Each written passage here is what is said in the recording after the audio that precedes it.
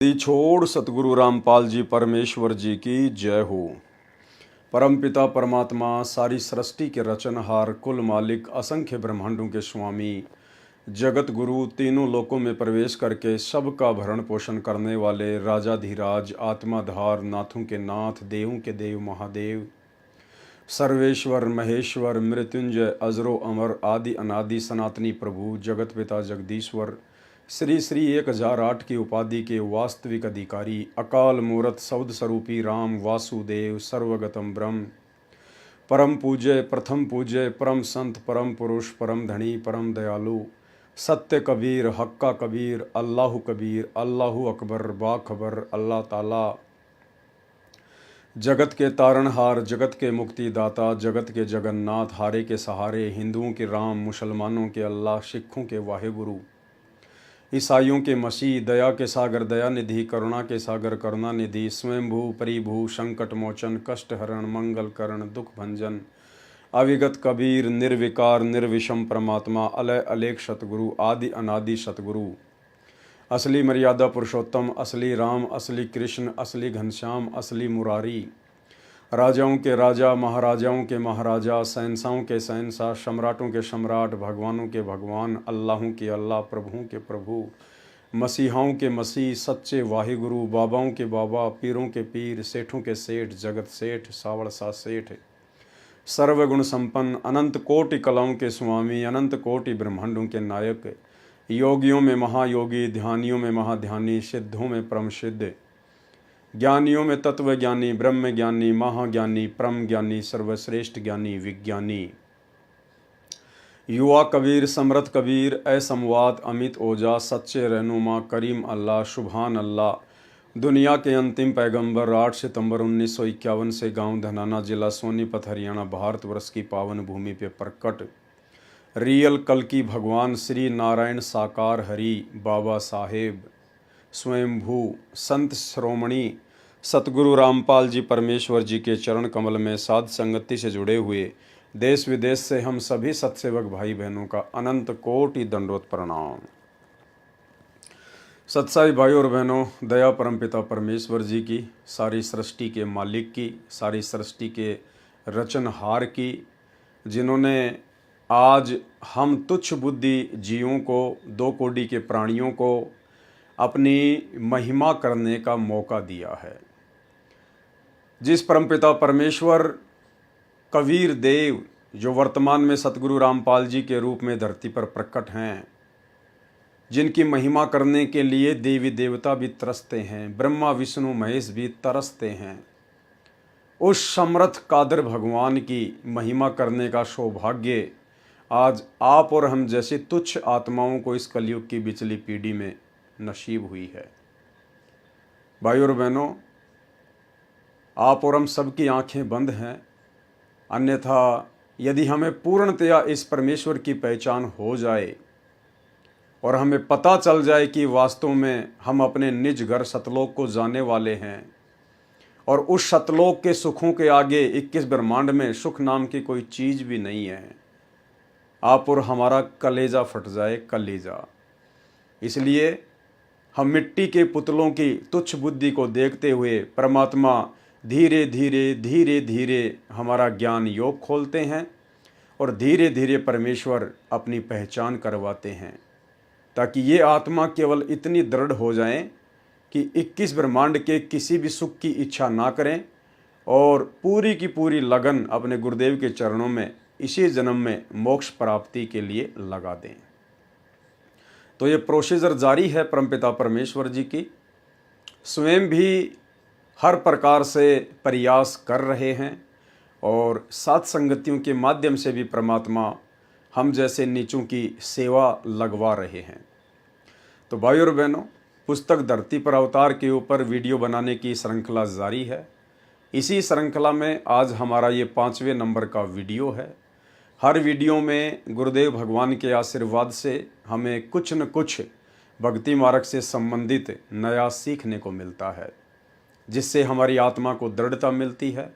गुरुदेव भगवान की भक्ति के प्रति, उनके चरणों के प्रति हमारी आस्था दृढ़ होती है और इसी प्रकार से एक दिन हम अपने परमेश्वर जी के प्रति अपने गुरुदेव भगवान के प्रति पूर्णतया समर्पित हो जाएंगे। तो भाइयों और बहनों, आज हम आगे बढ़ेंगे वीडियो नंबर 5 पर, जिसमें नास्त्रेदमस जी की कुछ भविष्यवाणियों का जिक्र शेष रह जाता है और इन भविष्यवाणियों के अंतर्गत हमें अपने गुरुदेव भगवान की वास्तविक कबीर देव वाली स्थिति, परमात्मा वाली स्थिति भी समझ में आएगी। पुस्तक धरती पर अवतार संपूर्ण, इसका पेज नंबर 42 है। ठहरो स्वर्ण युग यानी राम राज्य आ रहा है। कौन कह रहा है? नास्त्रेदमस जी ने 15वीं शताब्दी में अपनी दिव्य दृष्टि से देखकर यह कह दिया था कि जब वो ठीक का समय आएगा, कलयुग की पिछली पीढ़ी का समय आएगा, जब कलयुग 5505 वर्ष बीत जाएगा, उस समय धरती पर राम राज्य आएगा। राम राज्य, स्वर्ण युग। ठहरो, स्वर्ण युग राम राज्य आ रहा है। एक अधेड़ उम्र का अजोड़ महासत्ता अधिकारी भारत ही नहीं सारी पृथ्वी पर स्वर्ण युग लाएगा, यानी सतयुग जैसा समय लाएगा, और अपने सनातन धर्म का पुनरुत्थान करके, यानी अपने आदि सनातन मानव धर्म का पुनरुत्थान करके दोबारा से अपने आदि सनातन मानव धर्म को धरती पर स्थापित करके यथार्थ भक्ति मार्ग बताकर सर्वश्रेष्ठ हिंदू राष्ट्र बनाएगा। तत्पश्चात ब्रह्मदेश, पाकिस्तान, बांग्ला, श्रीलंका, तिब्बत, अफगानिस्तान, मलाया आदि देशों में वही सार्वभौम धार्मिक नेता होगा। सत्ताधारी चंडाल चौकड़ियों पर उसकी सत्ता होगी। यानी ये जो राजनेता हैं वर्तमान में, जिस कदर राजनीति बिगड़ चुकी है, गंदी हो चुकी है, इस राजनीति पर भी उसी परम संत की सत्ता होगी। वह नेता अर्थात वह धार्मिक नेता दुनिया को अधाप मालूम होगा, बस देखते रहो। प्रश्न नंबर 40 पर फिर लिखा है, ठहरो राम राज्य स्वर्ण युग आ रहा है। जून ईस्वी 1999 से ईस्वी सन 2006 तक चलने वाली उत्क्रांति में स्वर्ण युग का उत्थान होगा। हिंदुस्तान में उदयन होने वाला तारणहार सायरन दुनिया में सुख, समृद्धि व शांति प्रदान करेगा। नास्त्रेदमस जी ने निसंदेह कहा है कि प्रकट होने वाला सायरन अभी ज्ञात नहीं है, लेकिन वह क्रिश्चियन अथवा मुसलमान हरगिज नहीं है। यानी जो मेरा सायरन है, जो धार्मिक नेता है, जो तत्वदर्शी संत होगा, वो क्रिश्चियन और मुसलमान तो बिल्कुल नहीं होगा, वह हिंदू ही होगा। और मैं नास्त्रेदमस उसका अभी छाती ठोक कर गर्व करता हूं, क्योंकि उस दिव्य स्वतंत्र सूर्य सायरन का उदय होते ही सारे पहले वाले विद्वान कहलाने वाले महान नेताओं को निष्प्रभ होकर उसके सामने नम्र बनना पड़ेगा। भाइयों और बहनों, सतगुरु रामपाल जी परमेश्वर जी ने साध संगतियों के माध्यम से इस तुच्छ 2 कौड़ी के प्राणी पवन दास को निमित्त बनाकर परमेश्वर ने जो सत्प्रेरणा की हैं, और दास समय समय पर वीडियो के माध्यम से वो बातें आप सभी के सामने रखता आया है। आज उसी कड़ी में एक और बात का समर्थन गुरुदेव भगवान ने यहाँ पर कर दिया है। और दास ने उस समय कहा था कि जब युग परिवर्तन 2028 का समय आएगा, जिस समय देश दुनिया की परिस्थितियां भयंकर तरीके से बिगड़ेंगी, उस समय भारत देश का जो भी नेता होगा, जो प्रधानमंत्री होगा या राष्ट्रपति होगा, परिस्थितियां उसके कंट्रोल से बाहर हो जाएंगी। भारत देश में अधिकतर राज्यों में आपातकाल घोषित हो जाएगा, आर्मी शासन लागू हो जाएगा, राष्ट्रपति शासन लागू हो जाएगा, और त्राहिमाम पूरे विश्व सहित भारत में भी जबरदस्त तरीके से मचेगी। और उस समय देश दुनिया को बचाने के लिए भारत की सत्ता पर जो भी व्यक्ति प्रधानमंत्री या राष्ट्रपति होगा, उस व्यक्ति को अपना अहंकार त्याग कर, मान बड़ाई त्याग कर, पद पोस्ट का अभिमान त्याग कर, मजबूरन देश बचाने के लिए भले वो कुछ करे या ना करे, लेकिन अपनी जान बचाने के लिए वो सीधा हरियाणा की हिसार जेल में सतगुरु रामपाल जी परमेश्वर जी के पैर पकड़कर, नाक रगड़कर, माफी मांगकर, उनको शय सम्मान कंधों पर बैठाकर, यानी विशेष सम्मान के साथ में इस परमपिता परमेश्वर जी को, नास्त्रेदमस के ग्रेट सायरन को, इस कल्कि भगवान को देश दुनिया बचाने के लिए शय सम्मान बाहर लेकर आएगा। और नास्त्रेदमस जी इसी बात का समर्थन कर रहे हैं। क्या कह रहे हैं? पहले वाले विद्वान कहलाने वाले महान नेताओं को, पहले वाले कौन? युग परिवर्तन से पहले जिन बड़े बड़े राजनीतिक नेताओं की देश दुनिया में चर्चा होगी, जैसे वर्तमान में भारत देश के पीएम की विशेषकर भारत देश में बड़ी चर्चा है, उनको चाहने वाले उन्हीं को कल्कि भगवान समझ रहे हैं, विष्णु का अवतार समझ रहे हैं। नरेंद्र मोदी जी ही भारत को विश्व गुरु बनाएंगे, धर्म गुरु बनाएंगे, पता नहीं क्या क्या मनमुखी सोच लोग सोचते रहते हैं। तो वे लोग हैं पहले वाले विद्वान, जो वर्तमान में विद्वान पाक रहे हैं। पहले वाले विद्वान कहलाने वाले महान नेताओं को निष्प्रभ होकर, निष्प्रभ यानी शक्तिहीन होकर, उनके सामने, किसके सामने? सतगुरु रामपाल जी परमेश्वर जी के सामने, ग्रेट सायरन के सामने नम्र बनना पड़ेगा, झुकना पड़ेगा, घुटने टेकने पड़ेंगे, नतमस्तक होना पड़ेगा। वह हिंदुस्तानी महान तत्वद्रष्टा संत सभी को अभूतपूर्व राज्य प्रदान करेगा। यानी युग परिवर्तन के बाद में सतगुरु रामपाल जी परमेश्वर जी का ही साम्राज्य पूरी दुनिया पर होगा और अपने भक्तों को वे अभूतपूर्व राज्य प्रदान करेंगे। शासन व्यवस्था की बागडोर अपने भक्तों के हाथों में देंगे, ना कि वर्तमान के राजनेताओं के हाथों में देंगे, क्योंकि इनको तो सबने देख लिया। अगर इन राजनेताओं के पास कोई बुद्धि होती, कोई दिमाग होता, कोई समाधान होता, इनमें कोई पावर होती, तो परिस्थितियां ये लोग बिगड़ने ही ना देते। लेकिन उस समय परिस्थितियां इस कदर बिगड़ जाएंगी, ये लोग भी हाथ खड़े करके अपनी जान बचाने के लिए दौड़े दौड़े फिरेंगे।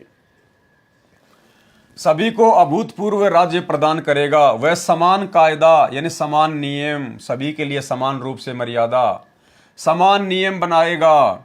स्त्री पुरुष में, अमीर गरीब में, जाति और धर्म में कोई भेदभाव नहीं रखेगा, क्योंकि हम सब इसी परमपिता परमेश्वर जी के बच्चे हैं। हम सतलोक से भटकी हुई आत्माएं हैं। ये हमारे पिता हैं, सर्व आत्माओं के जनक हैं। और पिता कभी भी अपनी संतानों में किसी भी प्रकार का भेदभाव नहीं करता है, किसी पर अन्याय नहीं होने देगा। उस तत्वदर्शी संत का सर्व जनता विशेष सम्मान करेगी। माता पिता तो आदरणीय होते ही हैं, परंतु आध्यात्मिकता व पवित्रता के आधार पर उस सायरन तत्वदर्शी संत का माता पिता से भी अलग सरदा स्थान होगा। बिल्कुल डेफिनेटली होगा। वर्तमान में जो इस तत्वदर्शी संत को जान चुके हैं, पहचान चुके हैं, जो इनकी शरण में आकर मर्यादित भक्ति कर रहे हैं, उनकी स्थिति तो वर्तमान में हो चुकी है। नास्त्रेदमस स्वयं ज्यू वंश का था तथा फ्रांस देश का नागरिक था।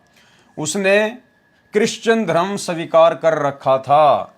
फिर भी नास्त्रेदमस ने निसंदेह कहा है कि प्रकट होने वाला सायरन केवल हिंदू ही होगा। हालांकि सतगुरु रामपाल जी परमेश्वर जी की कोई जाति नहीं है, कोई धर्म नहीं है, और ना इन्होंने कोई धर्म और जातियां बनाई हैं। लेकिन वर्तमान में परमात्मा जिस प्रकार से हिंदू धर्म में प्रकट होने की लीला कर रहे हैं, उस आधार से लिखा जा रहा है। पृष्ठ 41 पर सभी को समान कायदा, नियम, अनुशासन पालन करवाकर सत्य पथ पर लाएगा। मैं नास्त्रेदमस एक बात निर्विवाद सिद्ध करता हूं, वह सायरन अर्थात धार्मिक नेता नया ज्ञान आविष्कार करेगा। यानी सतगुरु रामपाल जी परमेश्वर जी का जो तत्व ज्ञान है, जो ज्ञान उन्होंने सृष्टि रचना के माध्यम से सन 1994 से लेकर वर्तमान समय तक दिया है, दे रहे हैं, ये ज्ञान ना तो हिंदुओं के चारों वेदों में है, ना ये ज्ञान गीता जी में है, ना 18 पुराणों में है, और ना ये ज्ञान मुसलमानों के कुरान शरीफ में है, ना ईसाइयों की बाइबल में है। यानी जो ज्ञान वर्तमान में सतगुरु रामपाल जी भगवान दे रहे हैं, तत्व ज्ञान, विशेष ज्ञान, ये ज्ञान इन सभी धार्मिक सदग्रंथों से ऊपर का ज्ञान है। यानी थोड़ा बहुत अंश मात्र जानकारी सभी धर्मों के, सभी धर्मशास्त्रों में है, लेकिन कंप्लीट समाधान किसी भी धर्म के धर्मशास्त्र में मुक्ति का नहीं है, मोक्ष का नहीं है।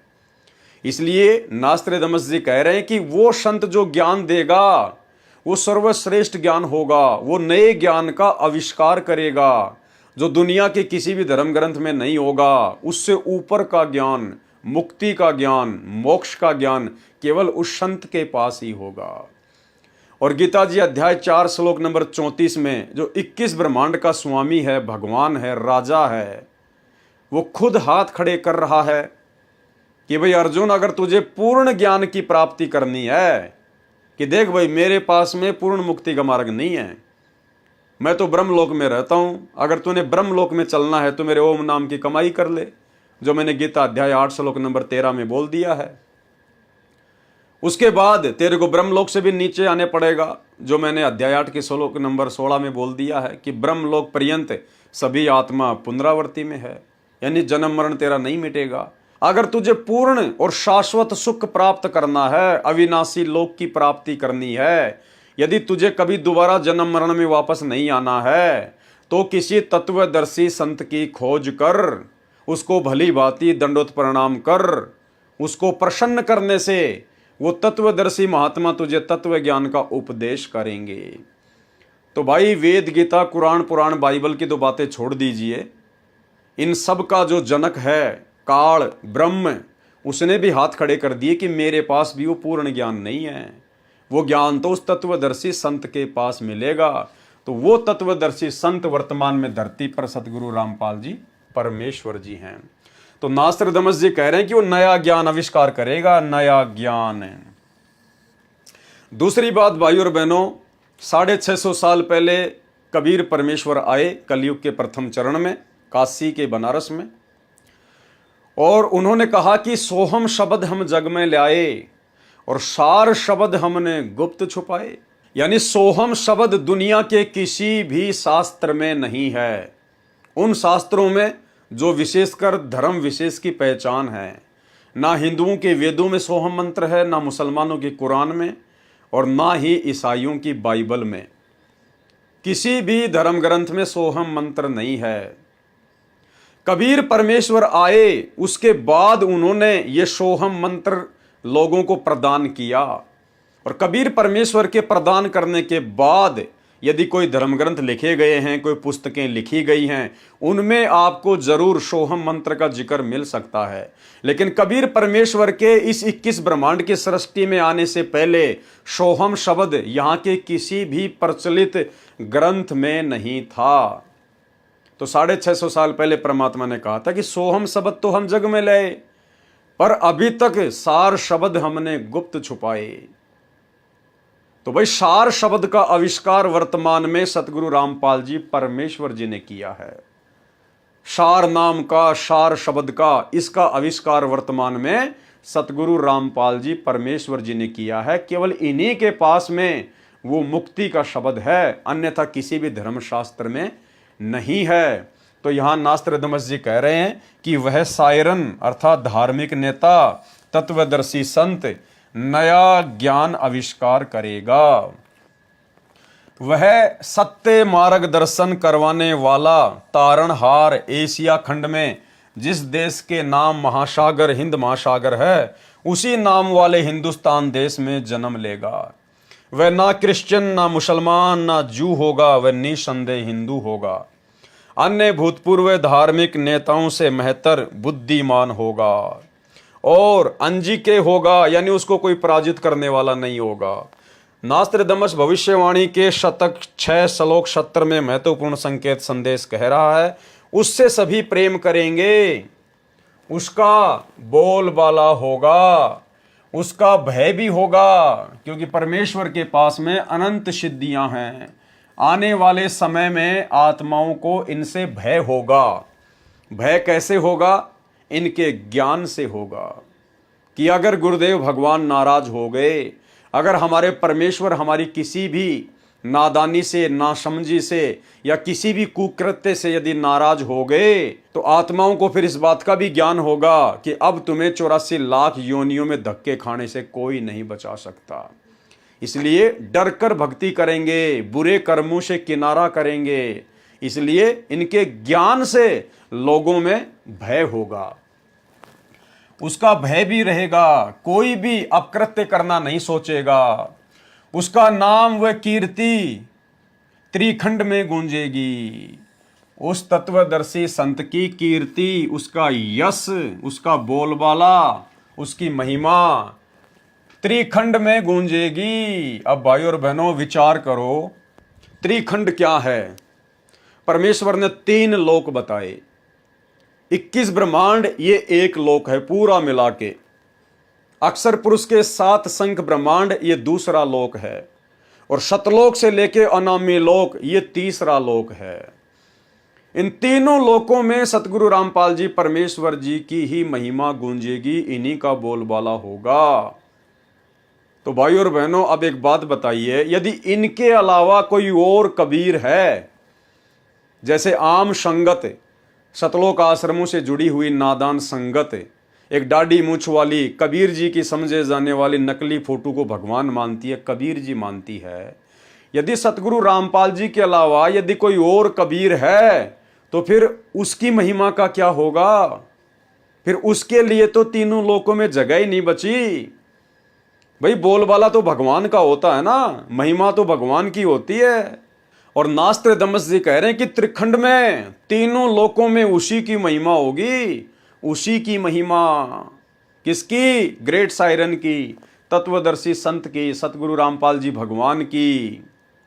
तो भाई इनके अलावा और कोई भी भगवान नहीं है, कोई भी कबीर नहीं है।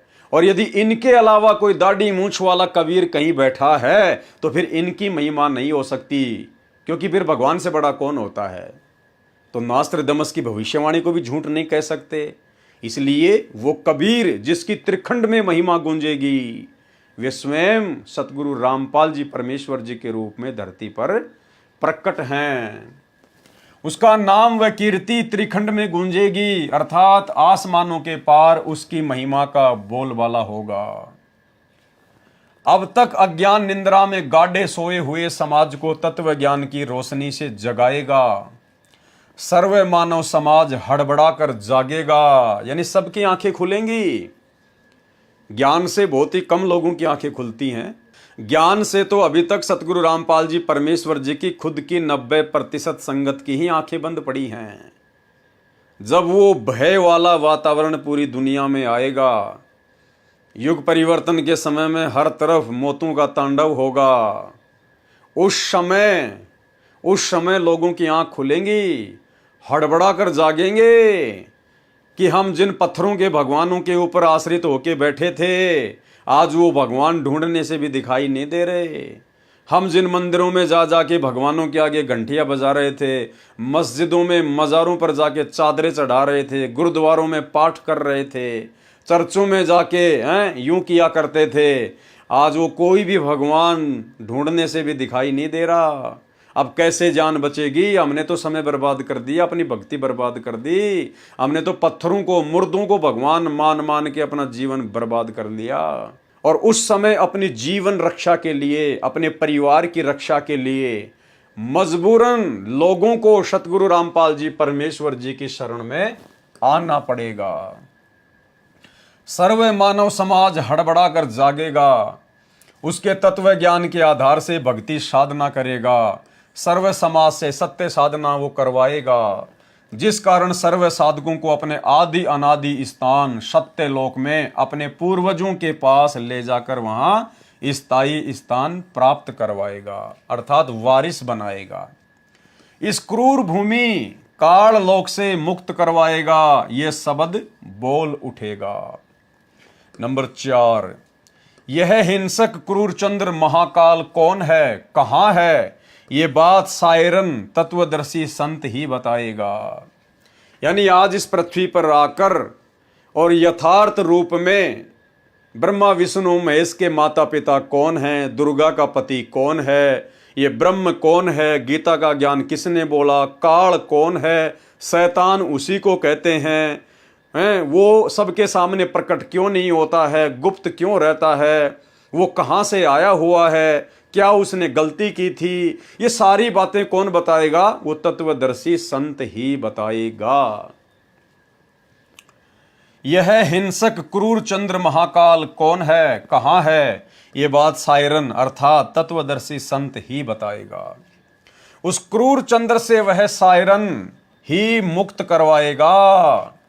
सायरन अर्थात तत्वदर्शी संत के कारगिर्द में इस भूतल की पवित्र भूमि हिंदुस्तान में स्वर्ण युग का अवतरण होगा, फिर वह पूरे विश्व में फैलेगा। यानी सबसे पहले भारत देश में परमेश्वर जी का ज्ञान फैलेगा, सबसे ज़्यादा अनुयायी इनके भारत देश में बनेंगे, उसके बाद फिर पूरे विश्व में इनका ज्ञान फैलेगा। उस विश्व नेता और उसके सद्गुणों की उसके बाद भी महिमा गाई जाएगी। यानी गुरुदेव भगवान के सतलोक गमन के बाद भी हजारों वर्षों तक धरती पर इनकी महिमा गाई जाएगी। जैसे आज विष्णु अवतार श्री रामचंद्र जी की लाखों वर्षों बाद भी महिमा गाई जाती है, उनके नाम के मंदिर बनाए जाते हैं, पूजा पाठ की जाती है, राम नवमी मनाई जाती है, जबकि वे तो काल के पुत्र विष्णु के अवतार थे, छोटी सी शक्ति, एक आत्मा, एक जीव। और ये परमेश्वर, ये ग्रेट सायरन, ये तत्वदर्शी संत, ये स्वयं ब्रह्मा विष्णु महेश के दादाजी हैं, काल और दुर्गा के पिताजी हैं। तो सोचिए इनकी महिमा तो कितनी लंबी चलेगी और किस कदर दुनिया इनकी महिमा गाया करेगी। और उसके सद्गुणों की उसके बाद भी महिमा गाई जाएगी। उसके मन की शालीनता, विनम्रता, उदारता का इतना रेल पेल बोलबाला होगा कि इससे पहले नमूद किए हुए शतक 6 श्लोक 70 के आखिरी पंक्ति में किया हुआ उल्लेख कि अपना शब्द खुद ही बोल उठता है और शायरन की ही जुबान बोल रही है कि शायरन अपने बारे में बस 3 ही शब्द बोलता है। एक, विजयी, ज्ञाता। भावार्थ है कि संत रामपाल दास जी महाराज 3 शब्द अर्थात नाम देकर सर्व को मोक्ष प्राप्त कराएंगे। जैसे 2 शब्द सतनाम के हैं, जिनमें एक ओम तथा दूसरा सत्य जो सांकेतिक है, उसे संत रामपाल दास जी महाराज जी ही बताने के अधिकारी हैं, अन्य नहीं। तीसरा आदि नाम, जिसे सार नाम भी कहते हैं, यह भी गुप्त है, संत रामपाल दास जी ही बताएंगे। इनके साथ और विशेषण न चिपकाएं, मुझे मंजूर नहीं होगा। यानी लेखक लिख रहा है कि संत रामपाल जी 3 बार में नाम दीक्षा देंगे और 3 बार की नाम दीक्षा के अलावा कोई और शब्द ना चिपकाया जाए, कोई और दीक्षा ना दी जाए, अन्यथा उस संत को मंजूर नहीं होगा। कौन लिख रहे हैं? सतलोक आश्रम मैनेजमेंट हरियाणा वाले। भाई फिर आप लोग 4थी बार की दीक्षा क्यों दे रहे हैं? फिर आप लोग 4थी वाली दीक्षा क्यों दे रहे हैं? यहां तो आप जी लिख रहे हैं कि खाली सतनाम तक, सार नाम तक ही दीक्षा दी जाएगी। तीसरा आदि नाम, जिसे सार नाम भी कहते हैं, यह भी गुप्त है, संत रामपाल दास जी बताएंगे। इनके साथ और विश्लेषण न चिपकाएं, मुझे मंजूर नहीं होगा। तो आप लोग सतलोक आश्रम वाले इन सतलोक आश्रमों में भगत समाज को 3 के अलावा वो 4था नाम सार शब्द क्यों दे रहे हैं भाई 1-1 लाख रुपए में? ये 4था विश्लेषण फिर आप लोग जबरदस्ती संगत पे क्यों चिपका रहे हो 1-1 लाख रुपए लेकर? तो भविष्यवाणी तो क्या कह रही है और आप लोग क्या कर रहे हो भाई साहब? तो ये मनमाना आचरण है वर्तमान में गुरुदेव की गैर हाजिरी में। इन सतलोक आश्रमों में जो चौथा नाम दिया जा रहा है सार शब्द, ये जबरदस्ती का विश्लेषण चिपकाया जा रहा है नास्त्रदामस की भविष्यवाणी के अनुसार। क्योंकि चौथे नाम की जो दीक्षा होती है उसमें कोई मंत्र वगैरह नहीं दिया जाता है, उसमें कोई शब्द वगैरह नहीं दिया जाता है। सार शब्द तो सतगुरु आपको अनुभव करवाएगा। यानी सार नाम का जब हम जाप करेंगे मर्यादा में रह के, तो सार नाम के जाप की कमाई से, उसके सुमरण की कमाई से सार शब्द स्वतः ही प्रकट होता है। सार शब्द कोई देने की चीज नहीं है, सार शब्द कोई देने का कोई मंत्र नहीं है। जिस प्रकार से इन सतलोक आश्रमों में 1-1 लाख रुपए दे के वो मंत्र दिए जा रहे हैं। गुरुदेव भगवान ने एक सत्संग में बताया कि जिस प्रकार ढोलक होता है, ढोलक, और ढोलक के जब थाप मारी जाती है, डंडे मारे जाते हैं, और जो धुन प्रकट होती है, जो आवाज जो प्रकट होती है, उसको कहते हैं सार शब्द। तो बताइए भाई और बहनों, इन सतलोक आश्रमों में तो भगत भाई बहनों को 3 नाम का वो मंत्र दिया जाता है और कहते हैं कि ये सार शब्द है, इसका जाप करो। जबकि आपको गुरुदेव का सत्संग सुना रहा हूं, ध्यान से सुन लीजिए कि सार शब्द क्या है। सार शब्द कोई मंत्र नहीं है, कोई शब्द नहीं है, कोई जपने का नहीं है। सार शब्द तो सार नाम की कमाई से प्रकट होगा, सतगुरु करवाएगा। यानी अपनी खुद की पहचान करवाएगा कि धरती पर कबीर कौन है। जब तक गुरु को कबीर नहीं मानेगा तेरा मोक्ष नहीं होगा। तो सुनिए छोटा सा गुरुदेव का सत्संग कि सार शब्द वो तो ढोलक की धुन की तरह है। अब धुन कोई शब्द नहीं होती है, धुन कोई मंत्र नहीं होता है। तो बताइए फिर इन आश्रमों में सार शब्द के नाम पे वो 3 मंत्र भक्तों को देके क्यों मूर्ख बनाया जा रहा है। सुनिए। ढोल का डंडा मारांगे जो आवाज होगी वह असली आवाज है, और ढोल के खोसड़े मारांगे तो वह आवाज नहीं देगी।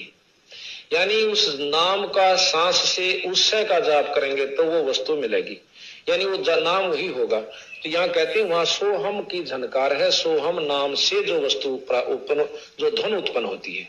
अब धुन क्या है? धुन वो है जो उसमें धुन होती है, जैसे एक ढोल एक डंडा, उनसे जो चीज बनी वह उनकी असली आवाज है। ना तो ढोल तान दाव है और ना डंडे आवन दावेगा, दोस्त तान बनेगी धुन।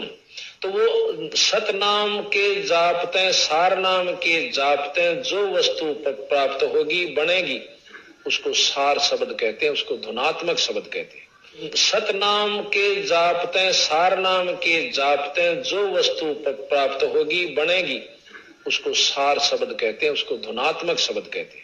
सतनाम के जापते, सार नाम के जापते जो वस्तु प्राप्त होगी बनेगी, उसको सार शब्द कहते हैं, उसको धुनात्मक शब्द कहते हैं। इसके साथ और विशेषण न चिपकाएं, मुझे मंजूर नहीं होगा। यह पृष्ठ 42 वाला 4 उल्लेख वाणी शतक 6 श्लोक 71 है। हिंदू सायरन अपने ज्ञान से दैप्तीयमान उतुंग ऊंचा स्वरूप का विधान तत्व ज्ञान फिर से बिना शर्त उजागर करेगा और मानवीय संस्कृति निर्धोक संवारेगा, इसमें संदेह नहीं है। अभी किसी को मालूम नहीं, लेकिन अपने समय पर जैसे नरसिंह अचानक प्रकट हुआ था, ऐसे ही वह विश्व महान नेता ग्रेट सायरन अपने तर्क शुद्ध अचूक आध्यात्मिक ज्ञान और भक्ति तेज से विख्यात होगा। यानी 2028 के आसपास जो युग परिवर्तन का समय होगा, उस समय ये दुनिया जिस कल की भगवान को आजकल यूट्यूब पर जोर शोर से ढूंढ रही है, जिस कल की भगवान को लेकर दुनिया भविष्य मालिका में भविष्यवाणियां खोज रही है, वो कल की भगवान सतगुरु रामपाल जी परमात्मा है। और ये उस समय अचानक से पूरी दुनिया के सामने प्रकट होंगे, अर्थात पूरी दुनिया में सतगुरु रामपाल जी परमेश्वर जी रियल कल की भगवान का ही बोलबाला होगा। मैं नास्त्रदामस अचंभित हूं, मैं ना उसके देश जहां से अवतरित होगा अर्थात सतलोक देश को तथा ना उसको जानता हूं।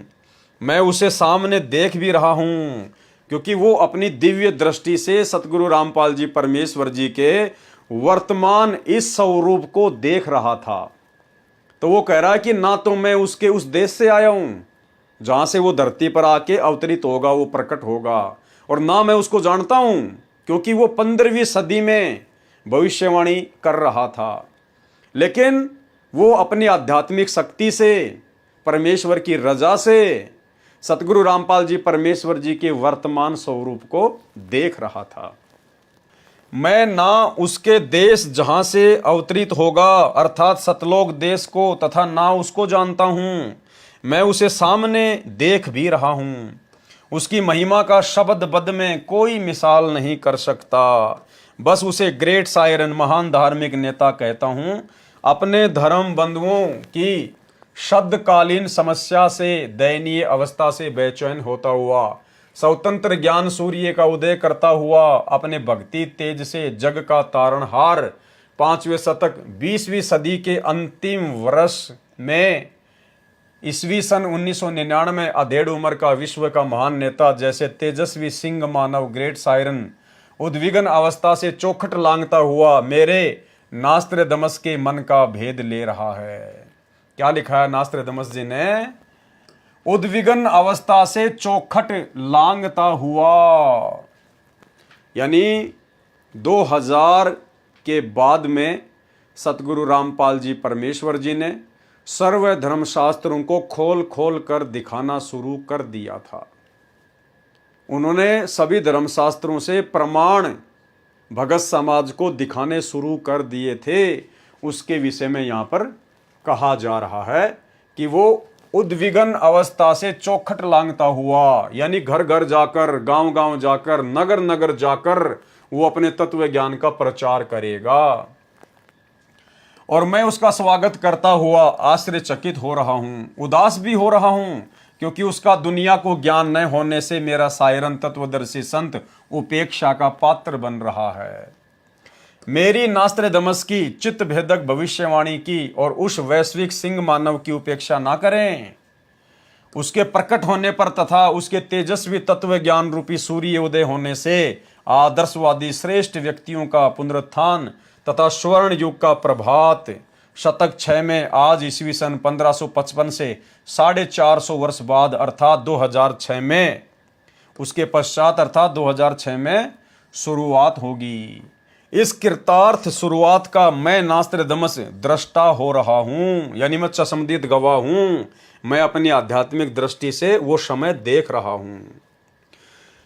नास्त्रदमस शतक 1 श्लोक 50 में फिर प्रमाणित कर रहा है कि 3 ओर से सागर से घिरे द्वीप हिंदुस्तान देश में उस महान संत का जन्म होगा।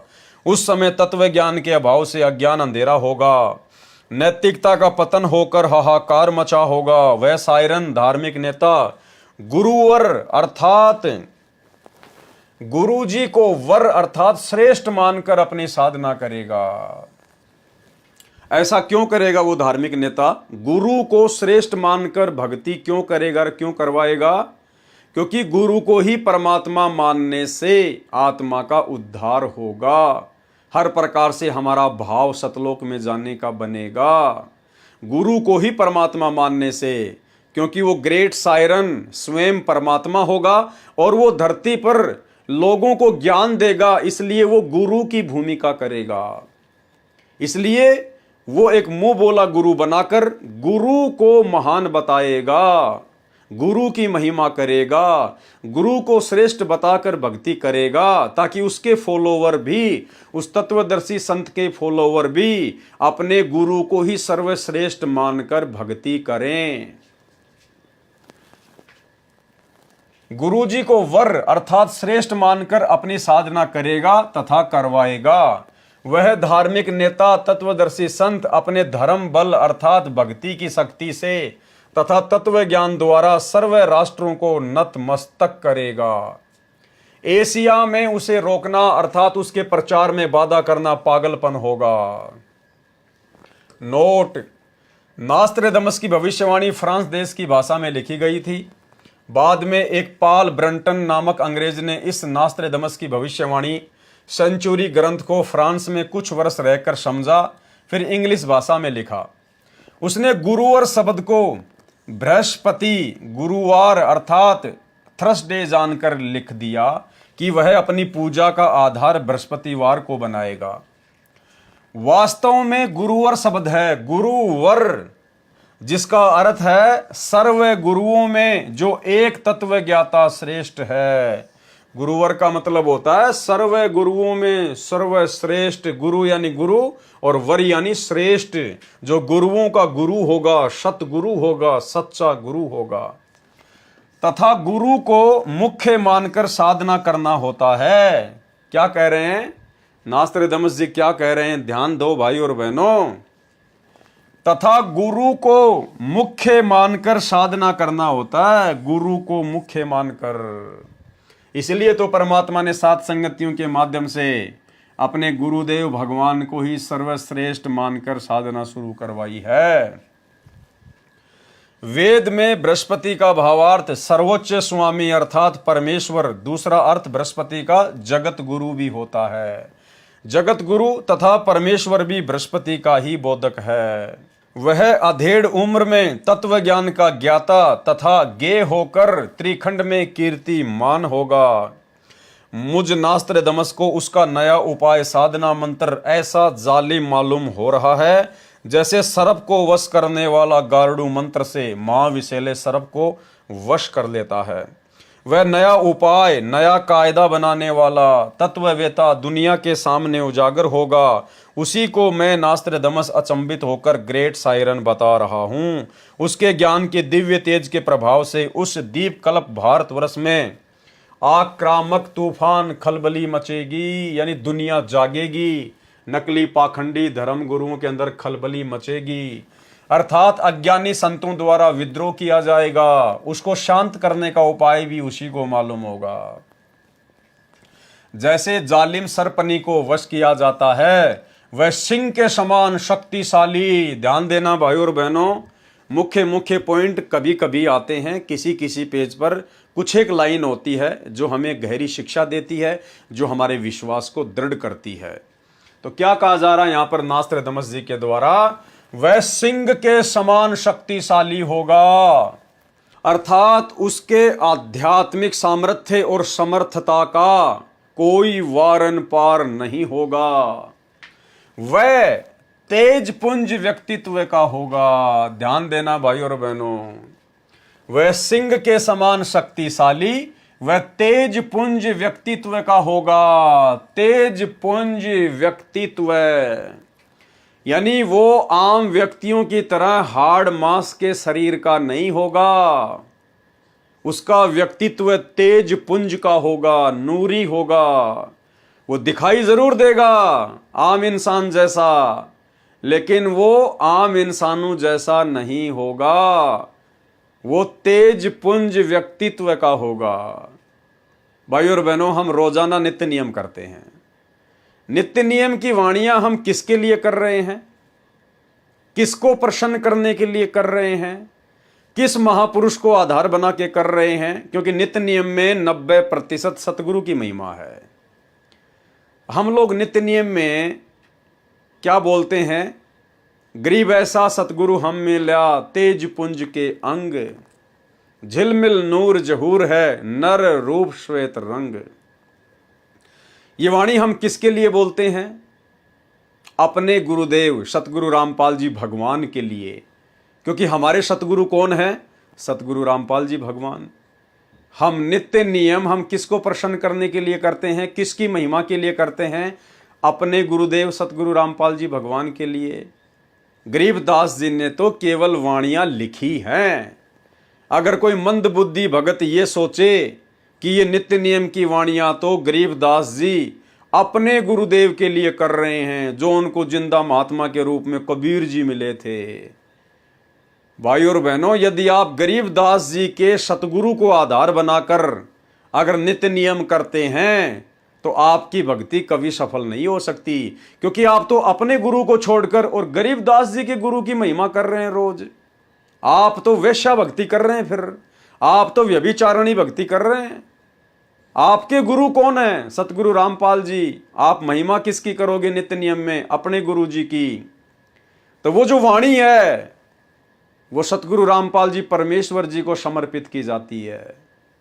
कि गरीब ऐसा सतगुरु हम मिला, यानी जैसे गरीबदास जी महिमा कर रहे हैं अपने सतगुरु की, ऐसे ही हमने करनी है। यानी गरीबदास जी के द्वारा लिखी गई उस वाणी के माध्यम से वर्तमान में हम बिचली पीढ़ी वाले भगत अपने गुरुदेव सतगुरु रामपाल जी भगवान की महिमा कर रहे हैं कि जो गुण गरीबदास जी अपने गुरु में बता रहे हैं वही गुण वर्तमान में हमारे गुरुदेव में हैं। क्यों?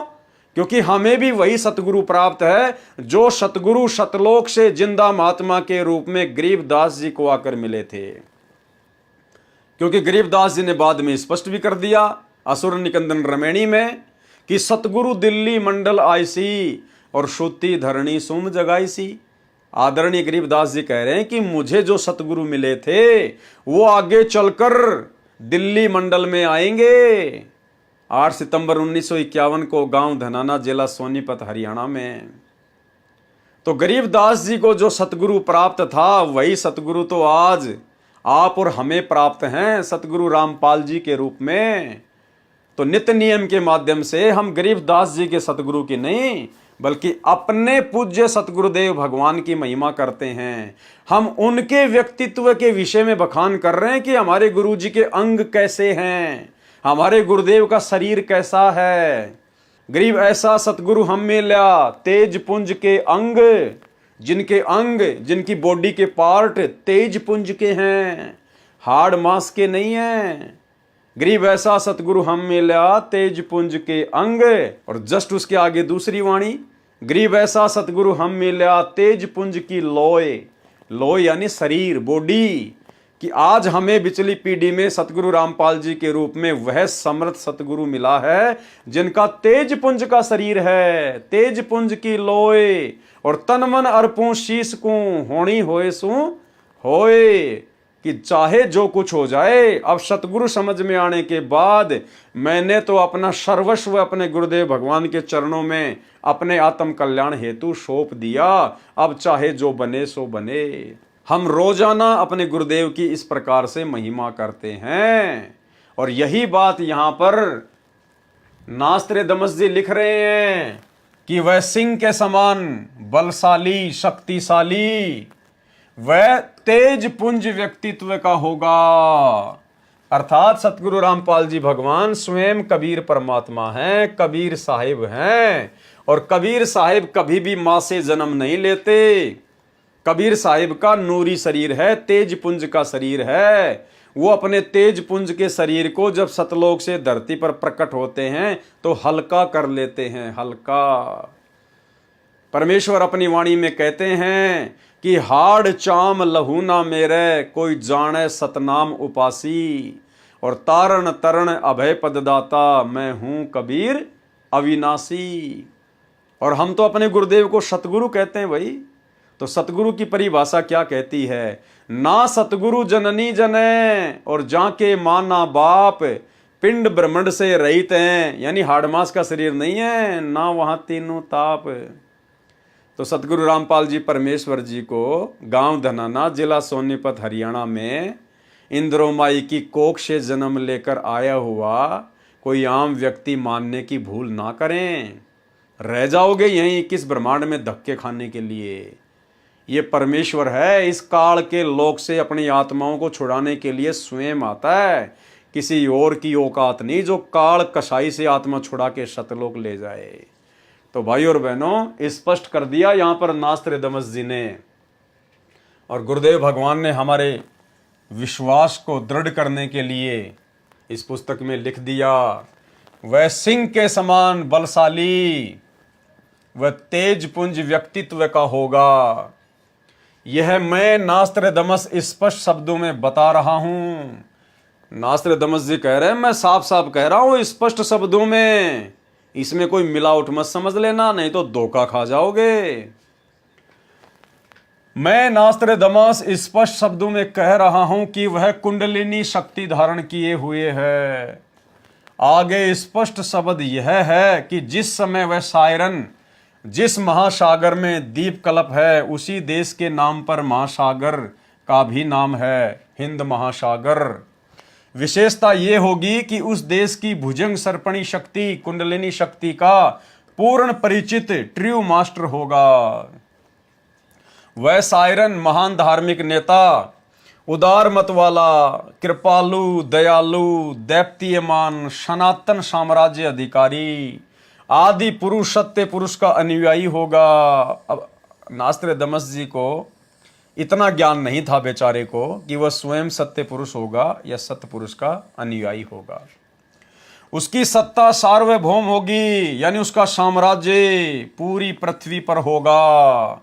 उसकी महिमा, उपाय, गुरु श्रद्धा, गुरु भक्ति अर्थात गुरु बिना कोई साधना सफल नहीं होती, इस सिद्धांत को दृढ़ करेगा। क्या कहा गया है?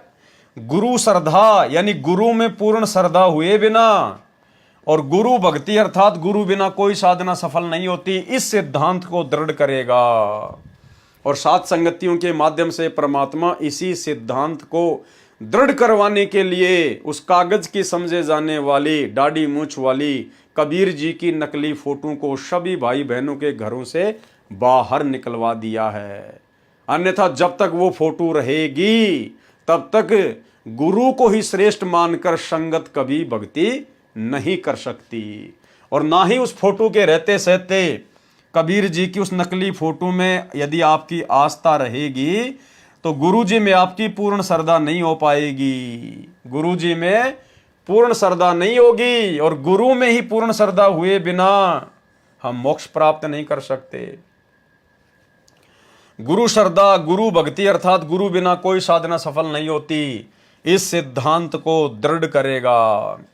अब भाइयों और बहनों देखो, विचार करने की बात है। परमात्मा कहते हैं शब्द सैन सतगुरु की पहचान है, पावे अटल सुहाग रे। परमेश्वर जी बार बार अपने सत्संगों में कहते हैं, दास आपको सत्संग सुनाएगा भी।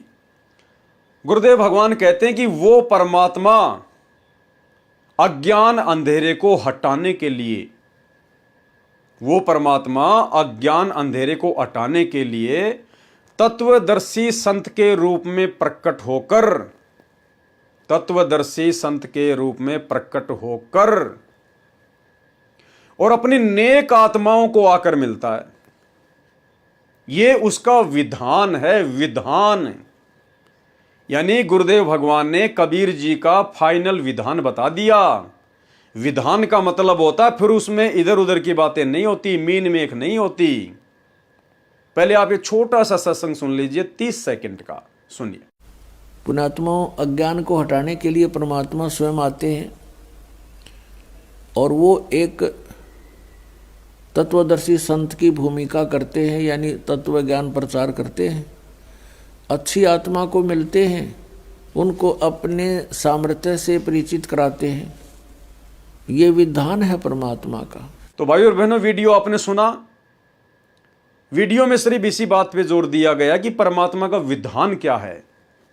विधान है कि वो परमात्मा सतलोक से तत्वदर्शी संत की भूमिका निभाते हुए खुद ही प्रकट होता है, अज्ञान अंधेरे को अपने तत्व ज्ञान के प्रचार प्रसार से दूर करता है और अपनी नेक आत्माओं को आकर मिलता है। यह विधान है कबीर भगवान का। अब यदि सतलोक आश्रमों से जुड़ी हुई 90% संगत ये माने कि कबीर जी तो सतलोक में बैठे हैं, क्योंकि 90% संगत तो आज भी वो दाढ़ी मूंछ वाली कबीर जी के नकली फोटो को ही कबीर मानती है। इसलिए तो जून के महीने में उसका कबीर प्रकट दिवस मनाती है और अपने गुरु जी का 8 सितंबर को अवतरण दिवस के बहाने जन्मदिन मनाती है। तो भाई बहन जो सतलोक आश्रमों से जुड़े हुए हैं, उनके अनुसार यदि आज कबीर जी स्वयं ना आकर और संत रामपाल जी को भेज दिए हैं, जैसा कि वो जानते हैं, समझते हैं, उनका मानना भी है कि कबीर जी नहीं आए सतलोक से, उन्होंने संत रामपाल जी को अपनी शक्ति देके भेज रखा है। तो भाई इसका मतलब फिर आप 90% भाई बहन जो इन आश्रमों से जुड़े हुए ना, आप नेक आत्मा नहीं हो और ना ही आप लोगों का मोक्ष हो सकता है। क्योंकि अभी आपने जो वीडियो सुना उसमें परमात्मा का विधान बताया गया है कि वो परमात्मा तत्वदर्शी संत की भूमिका में अज्ञान अंधेरे को हटाता है और नेक आत्माओं को आकर मिलता है। किनको? नेक आत्माओं को। तो तो आप लोगों के अनुसार वो कबीर जी तो आज धरती पे आए नहीं जिनको आप कबीर मानते हो, दाढ़ी मूछ वाले को। और उनका विधान है कि वो अपनी नेक आत्माओं को आके मिलता है। तो आज वो आए नहीं तो आप लोगों को मिले नहीं, और आप लोगों को मिले नहीं इसका मतलब आप लोग नेक आत्मा नहीं हो। और नेक आत्मा नहीं हो तो फिर तुम सतलोक कैसे चले जाओगे? अब बताओ, अगर कोई गलत बात बोली जा रही है तो गुरु जी ने विधान बता दिया कि वो परमात्मा अपने नेक आत्माओं को आके मिलता है, उसका विधान है। तो आप लोगों के अनुसार यदि वो दाढ़ी मूछ वाला ही कबीर है तो भाई वो तो आप लोगों को आज आके मिला ही नहीं, क्योंकि संत रामपाल जी के तो कोई दाढ़ी मूछ वगैरह नहीं है। तो आप तो नेक आत्मा नहीं हो, क्योंकि आपको तो कबीर जी आके मिले नहीं सतलोक से, आपको तो संत रामपाल जी मिले आके, इनको आप कबीर मानते नहीं। तो भाई और बहनों, उस वीडियो में यह भी कहा गया है कि वो तत्वदर्शी संत के रूप में प्रकट होता है और अपनी नेक आत्माओं को आके मिलता है, ये उसका विधान है। तो आज तत्वदर्शी संत की भूमिका कौन कर रहा है? नेक आत्माओं को आके अपना तत्व ज्ञान आज कौन समझा रहा है? अज्ञान अंधेरे को 13वां कबीर पंथ चला के कौन मिटा रहा है? सतगुरु रामपाल जी। तो ये स्वयं ही कबीर भगवान है। गुरु श्रद्धा, गुरु भक्ति अर्थात गुरु बिना कोई साधना सफल नहीं होती। इस सिद्धांत को दृढ़ करेगा तत्व ज्ञान का सत्संग करके प्रथम अज्ञान निंद्रा में सोए अपने धर्म बंधुओं हिंदुओं को जागृत करके अंधविश्वास के आधार पर साधना कर रहे श्रद्धालुओं को शास्त्र विधि रहित साधना का बुर्का फाड़ कर गूढ़ गहरे ज्ञान तत्व ज्ञान का प्रकाश करेगा। अपने सनातन धर्म का पालन करवा कर समृद्ध शांति का अधिकारी बनाएगा। तत्पश्चात उसका तत्व ज्ञान संपूर्ण विश्व में फैलेगा। उस महान तत्वदर्शी संत के ज्ञान की कोई भी बराबरी नहीं कर पाएगा। तो भाई और बहनों, बहुत बड़ी दया, बहुत बड़ी मेहर सतगुरु रामपाल जी भगवान की, जो परमेश्वर प्रतिदिन आप और हम भाई बहनों को किसी न किसी बहाने, चाहे किसी सत्संग के बहाने, चाहे किसी पुस्तक के ऊपर वीडियो के बहाने, या किसी साध संगति के बहाने, ज्ञान चर्चा के बहाने, हमें परमेश्वर रोजाना किसी न किसी नई आध्यात्मिक जानकारी से रूबरू करवाते हैं, जिससे हमारी आस्था, हमारी लगन, हमारा समर्पण, हमारा विश्वास, हमारी दृढ़ता, भक्ति और हमारे गुरुदेव भगवान के प्रति बनी रहती है। और यही लगन हमें सतलोक में बैठाएगी, मर्यादा तुड़वाने से बचाएगी। तो भाई और बहनों, आज इस पुस्तक धरती पर अवतार के ऊपर हमारा ये 5 नंबर का पार्ट था। आज के वीडियो में केवल हम इतनी ही चर्चा कर पाएंगे, और इसके बाद कल रात्रि 9 बजे हम इसके पार्ट नंबर 6 पर लाइव आएंगे। तब तक गुरुदेव भगवान हमें आज्ञा दे, इजाज़त दे, आशीर्वाद दे। बंदी छोड़ सतगुरु रामपाल जी भगवान की जय हो।